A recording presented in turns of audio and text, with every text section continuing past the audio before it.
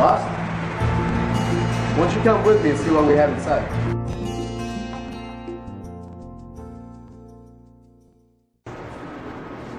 Have you ever wondered if you can actually see an atom? Well, it turns out that you can. With this instrument, a transmission electron microscope, we can actually see the atomic structure of matter. What we do with this instrument is we take a material and we'll shoot it with this electron beam, and depending on how the atoms interact with this electron beam, we can get an image.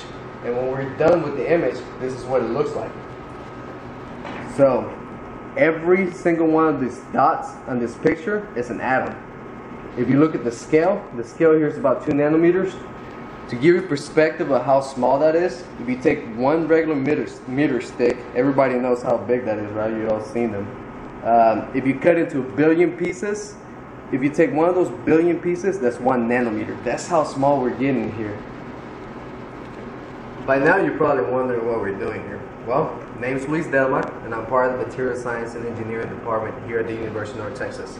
And what we do here is we specialize in the study of the atomic structure of materials to determine macroscopic applications.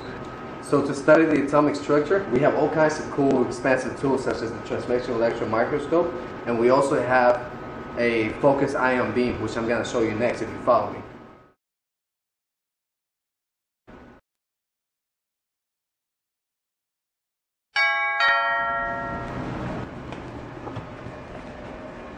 And here's another one of the instruments that we use for material science, and I will let her take over on this one.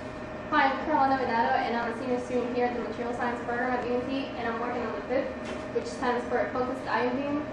With this tool, what we do is we have a dual beam. One of them is an electron beam, which allows us to magnify up to 1 million times, and the other one is an ion beam, which allows us for 1 million samples. One of the purposes we give it is to prepare samples for the TEM you just saw. What we do is we cut a tiny little piece of our material and put it on a grid. Once there, we polish it with the ion beam until it's about 100 nanometers thick, so it's electron transparent for TEM, so we can shoot electrons through. What we have here is the back of a .45 caliber bullet casing in which we've carved out the topic of what we'll be presenting today, material science and weapons. Material science has influenced history. For example, Napoleon experienced defeat during his 1812 Russian campaign. His failure has been linked to something as small as 10 buttons. When temperatures drop below 56 degrees Fahrenheit, tin crumbles into powder. This caused the death of countless French soldiers from exposure to harsh temperatures. The Greeks were able to build a successful army, partly due to the development of their bronze armor. The bronze shields were stronger than the wooden shields used in that time period. This gave them an advantage over their enemies. Understanding material science makes a difference between this or this, this or that. When a weapon is developed from a material science approach, one uses the performance triangle, which links properties, processing, and structure. In the making of the katana sword, the edge is cold faster than the rest of the blade, which gives it a different atomistic structure. This makes the edge hard and the rest of the blade flexible, which keeps the blade sharp but not brittle. This, my friends, can also apply to modern weapons. Hi, I'm Stephen Schmidt, a material science and engineering major at the University of North Texas, and I'm here with weapons expert Jason Van Dyke. How are you today, Jason? Pretty good, Stefan. How about yourself? I'm doing pretty well. So what do you know about material science? That it's hard. That's about what I know about building weapons, so I'm glad that you're here to explain some of this. So why don't you tell me about the Colt Peacemaker? Well, basically we've got a Colt Peacemaker. It's made of steel, brass, and wood. The revolver holds 5 rounds. What are some of the advantages and disadvantages of the Colt Peacemaker? Well, Stefan, the Colt Peacemaker has advantages. It's a revolver, very reliable because it's a primitive design. Basically, kind of keep it simple, stupid type of design. Disadvantage, it takes this .45 Colt black powder round. Black powder makes it very easy for the enemy to detect you because whenever you fire this weapon, generally it's going to put up a big plume of white smoke you're going to see where you're being shot at from.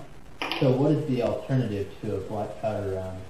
Well, Stephen, the alternative is a smokeless powder round, which we have here in the .45 automatic. And I'm glad you brought that up because what I brought here today is the 1911 pistol, adopted by the United States Army, been in service with U.S. military and law enforcement for over 100 years.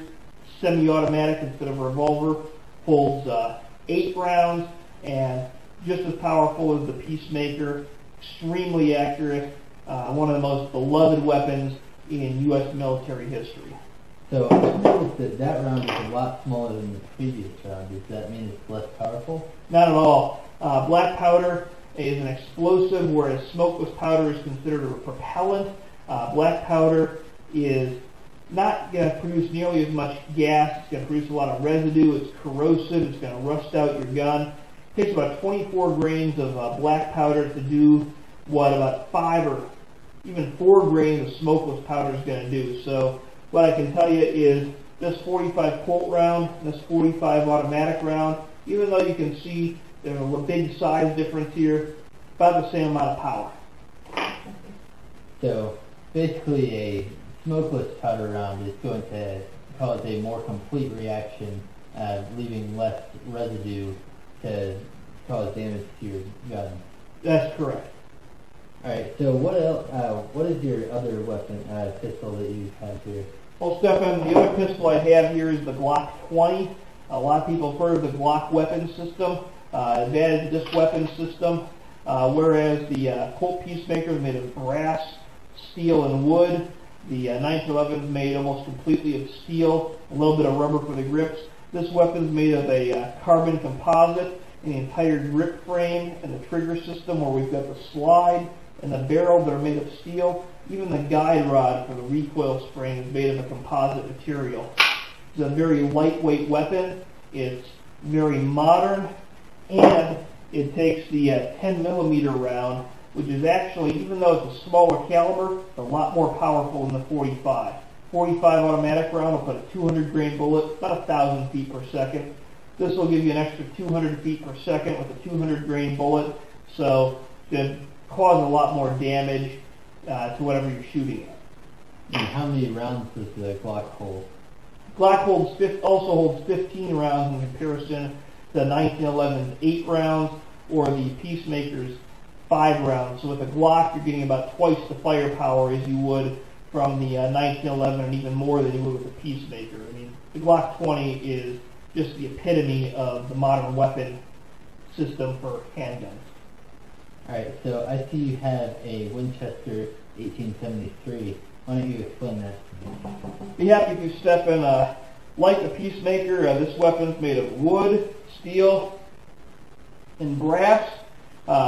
Unlike some of the other weapons I have here today, this is a lever action rifle. So just like with the Peacemaker where you have to pull the hammer back every time you fire, in this weapon you have to operate the lever action every time you want to fire off a round. Holds 12 rounds.